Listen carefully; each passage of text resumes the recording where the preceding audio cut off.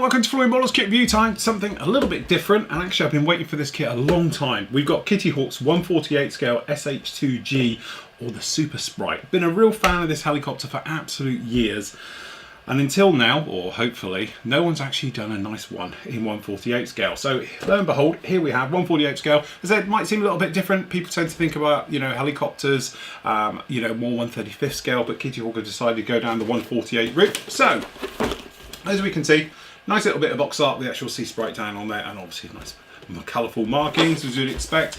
A little bit of information running around the actual one down there. Your kit number for this one is, if I can see it, 80126. Okay, and then a little bit more with absolutely beautiful markings down on there for the Polish one as well, which actually a bit of a third favourite. Okay, gorgeous one down on there, and some more around the back as we can see. So, kit itself is pretty much standard Kitty Hawk. We're hoping it's going to be nice. Actually, the last kit we did look quite tasty. This one, as we know, is a slightly older version. Okay, but we'll have a look. So we've got this sort of fold out way they do their colour areas like that, which actually does look really nice with those markings on, doesn't it? I can see myself doing that one. Generally very nice. I'm not too sure about this artwork down on here. They've sort of combined artwork with faded and weather. I don't know, that just doesn't look right to me. It looks just a little bit blurry, the way they've sort of done all that, but never mind, each to their own. Markings are on there nevertheless, and that gorgeous stance that the Seasprite has, as you can see it down there. So parts call out down on there, usual things you can imagine. Then we're going straight into the actual cockpit area and the actual crew cabin, things like that, all being fitted in. Usual way of doing it, your seats, your various parts going down there. We've got decals, which tend to be their standard way of doing it. They're not that usually very nice. Okay, then we're going down with the actual more crew area, putting all the sub-assemblies, the bulkheads, walls, things like that, all going down in there. Fuselage halves going together, wheel wells being in seat. Looks quite complex for what it is. Okay, parts, but hopefully they'll be nicely detailed. We'll see in a moment, being put in. Usual thing, doors, usuals, windows, and all of those being fitted in now. Okay, top parts going down and in. Ooh, could be problems. I'm looking at this now, and first time I've looked at this kit, as always, I'm just looking ahead and I can see problems from the get-go right here. Very complex breakdown of all the subsections and parts on the top. I'm just hoping they fit nicely. Okay, then obviously we've got the entire front end, and again it looks like it's got bits of it all over the place for this guy going together. We're just hoping that it's pretty good fit, but to be honest, knowing Kitty Hawk, I'm not exactly going to hold my breath. Okay, side doors going on, various things, and then obviously the engine mount system going in on the top, and the nose going on. Engines being put together, and again all that beautiful detail, yet there is no engines. Bit of a shame. Would it be nice to have a nice couple of engines that perhaps you could open up and see, but never mind. So that's those put down on there. The actual front sort of sponson sections being fitted down on the sides as well, and then obviously gear, various things going on, fuel tanks. Is that a Maverick? Did they hang Mavericks off of this thing? I can't imagine that they did, but it's on here, so perhaps they did. I don't know. Obviously they know more than I do. I didn't realise this thing was capable of carrying a Maverick.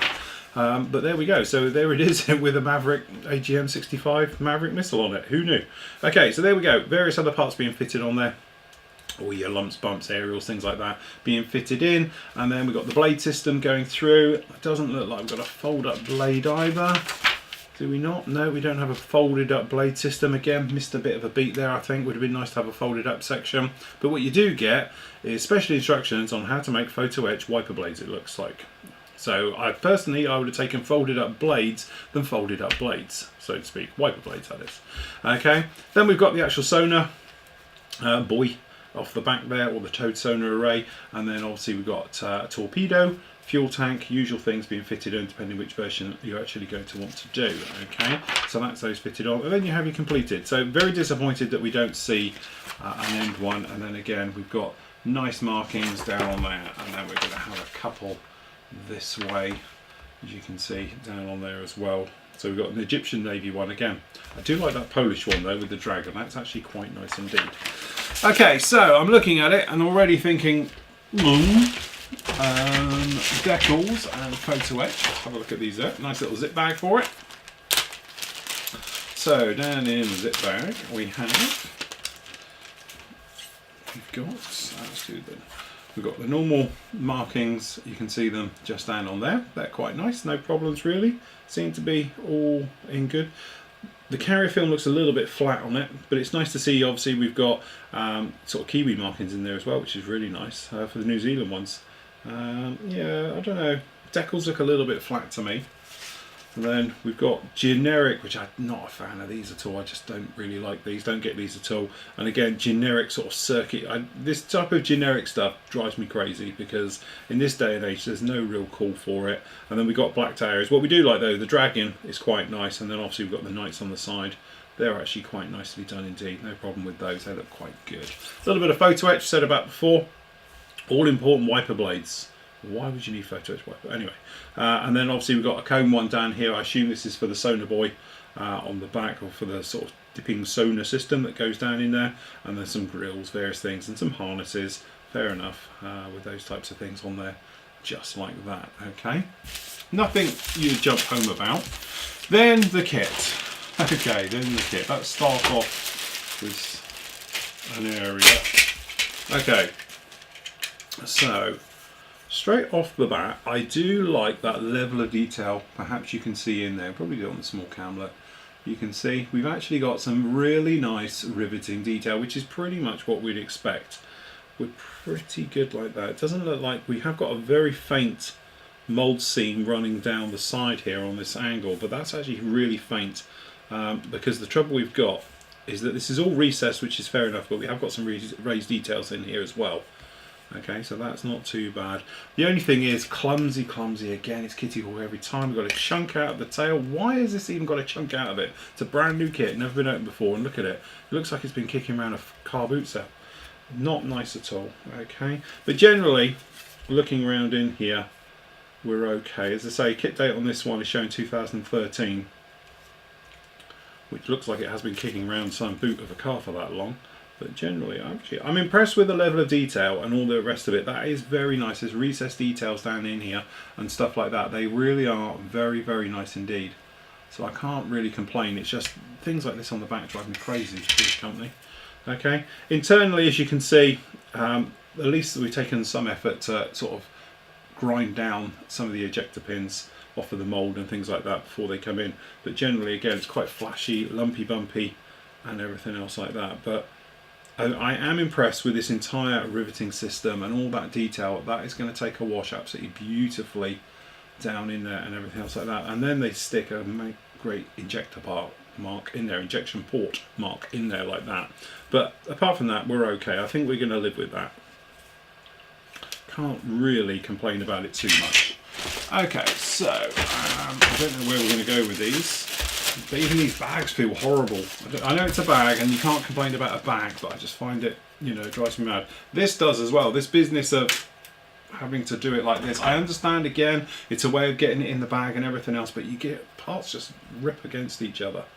But on the upside, as we can see, it's not about a sprue all over right down in here. If we zip in closer, you can see we've got a nice checkerboard floor down in there. Some of these parts are a little bit clunky, shall we say. Again, huge great sprue tabs holding them on, things like that.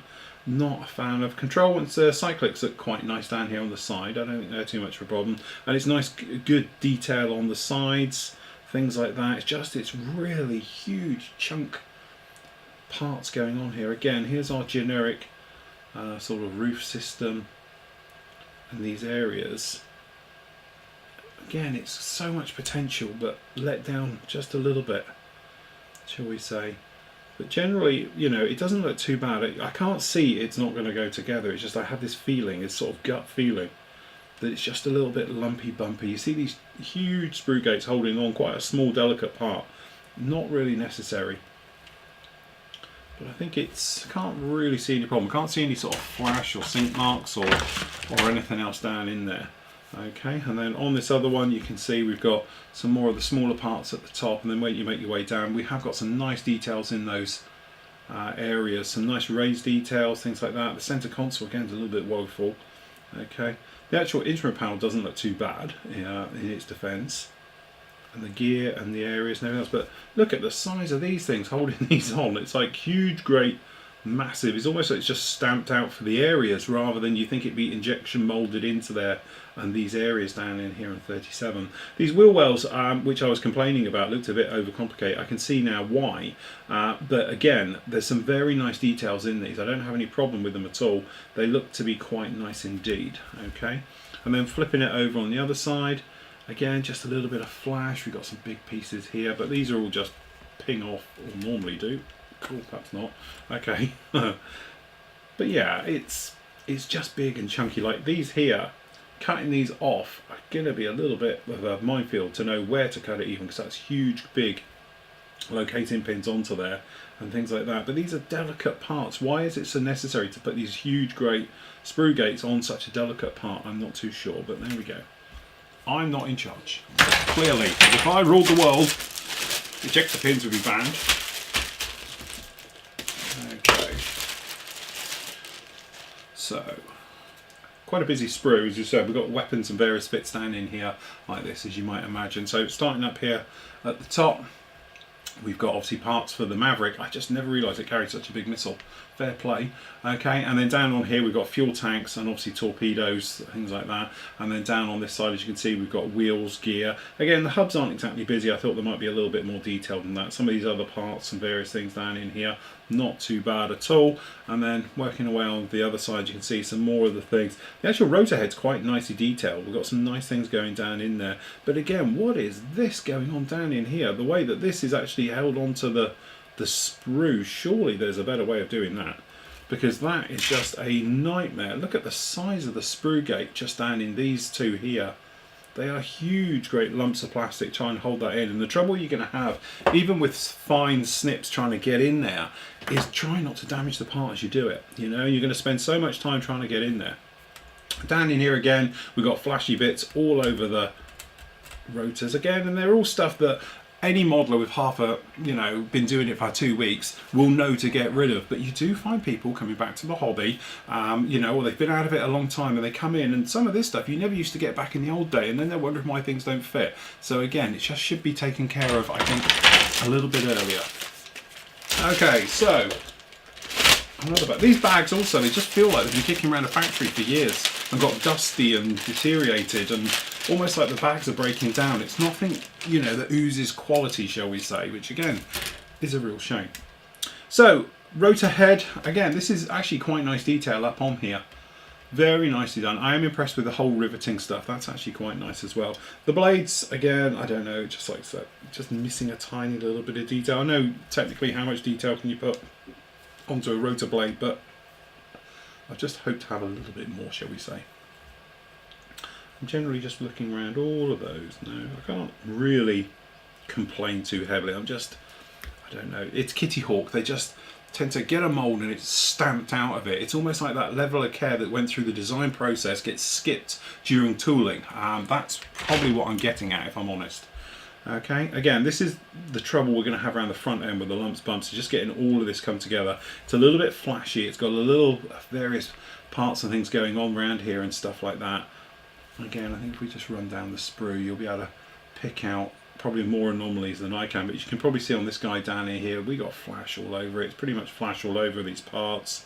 Some parts aren't too bad at all. Other parts just seem to be really chunky and heavy and everything else. But again, I'm imagining this seems to be more of a tooling problem than I actually think it is a manufacturing or design problem. Because just looking at the way it's broken down and the way the parts are in the sprues and all the rest of it, and they're attached to the sprue gates, it's almost just like it's somebody else's problem. It's like the CAD work's all been done really nicely. I think the research, the design is all there, because the level of detail that we're seeing down on these parts is really very, very good. It just, from my point of view, it's almost like, okay, we've designed all the parts, we know how it all goes together on CAD, we're going to have a great model, and then somehow between that point and it going to tooling and then injection molding, somebody in there doesn't quite follow through with that same ethos perhaps that the company has, or the design team and everything else, because it's a case of, well, we just attach it to all these sprues and put these huge great sprue tabs on, and ejector pins, we're not really worried about them where they are, and everything else, and it's almost sort of taking away from the great detail that the kit has potentially got, purely because of the build problem. And that seems to be not just my point of view, I think it seems to be the little voice out there that Kitty Hawk just seem to take their eye off the ball at some point. I'm not quite sure when they do it, but at some point it's just like it slips from their sort of grasp and their ethos, and you end up with something that's a little bit, I don't know. So, you know, down on here is, again, a good example of it. It's quite a busy sprue. This one tends to be quite nicely laid out. We've got very nice small sort of sprue gates and things like down in here, so we've got no problem. So this actual sprue itself seems to be a little bit nicer perhaps than the others, and it's like, well, why is that? Why can it be done here and not on others? Okay, and actually how a lot of these parts on this particular sprue go in, you would think, yeah, I've got no problem with any of it. But you can see how the parts are already coming off the tree, things like that, because they're being knocked about and generally, you know, having issues. But yeah, it just seems to be, that sprue actually is a really nice one, no problems with it at all. But then again, huge, great tabs hanging off of it. And again, I know it's only pulling them off, but I shouldn't be doing this. This is something that should be done during tooling and factories and everything else like that. But, good level of detail. Building it could be another problem, because this is something else we don't like. Bits floating around in there, I'm not sure what that part is. We will keep it safe because it could be a light. It is definitely something that has come off in here. Just trying to see, yeah, there it is. It's come off from right here. Okay, but again, little things like that you might not notice. Clear parts, they're pretty good. I can't see real problems in there at all. I think that's actually really nicely done. That's a nice sprue. It's got some good, nice bits and pieces on all of that. Can't see a problem with any of that anywhere. That's pretty good, all of that. Yeah. And again, it is that thing of, like we were saying, with quality, because this is quite nicely done. Everything is kept nicely away and all things like that. The only thing is, I'm just worried about all this glass work in quite a confined area down on the cockpit and things like that.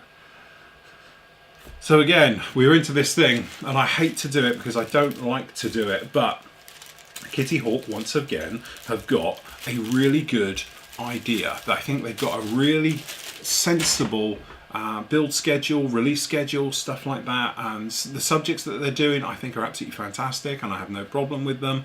But again, it does seem to be that somewhere between design and actually injection molding there is a complete breakdown, because all of the beautiful details in that tend to get ruined by ejector pin placements, bad molding, mismolding even in a lot of cases, certainly in a lot of it fit issues and stuff like that, which again I think is because sprue tabs are so big, and where it's joining the actual tree and stuff, people cut them, they cut a little bit too close perhaps, or too far away, and then that causes fit issues, and these fit issues then they snowball very, very rapidly. And I don't know anybody who ever picks up a Kitty Hawk kit and goes, this is a dream kit, it falls together, it's absolutely beautiful, but they've got really good intentions. This level of detail, I have to say, down on here is absolutely on par with anything I've seen out there. The detail on this actual riveting down on here, considering if it is a 2013 kit, which it's saying it is on par with anything you'd get from Edard's Spitfire. It's beautifully done. It really is very, very nice. But then again, it's ruined with other parts because of part breakdown, the way it goes together, and also just things like sprue places, you know, the actual tab locations where they are and stuff like that can ruin the model, okay, and things. And also just the care of the parts, like this one having a chunk out of the tail because it's been dropped. Somebody's, I presume this has either been trodden on or snapped, but it's bent and it's brand new kit. It shouldn't be like that or anything else. So again, you could say, well, just get a replacement part. I don't want a replacement part, I just want it to be right in the first place. And if other manufacturers can do it, I don't see why Kitty Hawk can't do it either. But all of those things, you know me, I like to find a positive in any kit. It's great to see that Kitty Hawk are releasing what I call good kits, because we want a Seasprite. We love this helicopter. It's a beautiful thing, very much overlooked and everything else like that, and it's nice to have one down in there. I remember it as a kid, things like that. There are other stuff, the Huey, the Flanker, the things like that, the Jaguar they did. All these particular kits are all fantastic kits. Just at some point someone drops the ball during the actual design process, and I'm pretty sure it's fine right the way before it goes to tooling, and at some point during tooling somebody drops it slightly, and then we're in a little bit of trouble, because it turns fantastic kits kit into something that's just a little bit of a problem. But anybody with half an ounce of sort of, you know, modelling skills and all the rest of it will be able to overcome all the problems we see in these kits. Just takes a little bit more time, and probably just allowing for the fact that at some point it is going to have a little bit of work done to it and trying to get it together, and perhaps a little bit of reinforcing work or a little bit of subtraction work to the actual aircraft just to make it fit all together a little bit more nicely than perhaps the instructions call out for. So anyway, that's me banging on about Kitty Hawk as always. That is the 1/48 scale SH-2 Super Seasprite.